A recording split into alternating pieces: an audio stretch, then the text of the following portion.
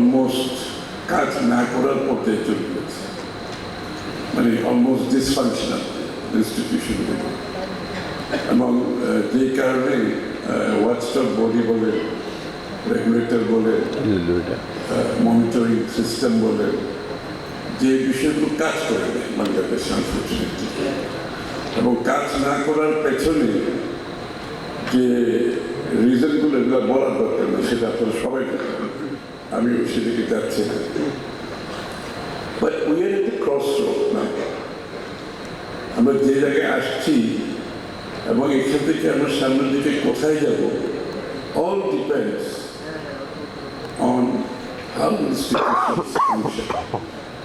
প্রত্যেকটি institution, FRC বলেন, ICAB বলেন, আইসিএমএবি বলেন, and all other bodies that is related to reporting, auditing, reflecting the picture of a balance sheet of a company is so very important.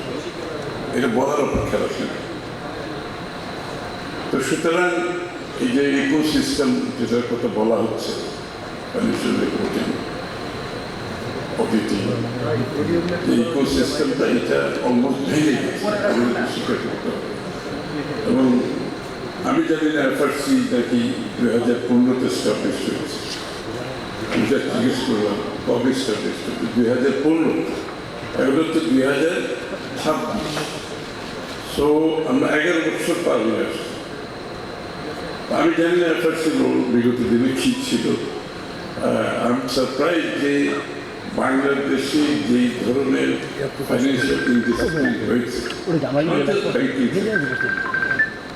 সব জায়গায়, আপনি capital market থেকে শুরু করে যেখানে যাবেন, এই যে ফাইন্যান্সিয়াল ইনডিসিপ্লিনের কারণে আমাদের যে ব্যাংকগুলো থেকে এতগুলো টাকা বের করে নিয়ে যাওয়া হয়েছে, কোম্পানিগুলো ফলস রিপ্রেজেন্টেশনের মাধ্যমে তারা স্টক মার্কেটে লিস্টেড হয়েছে।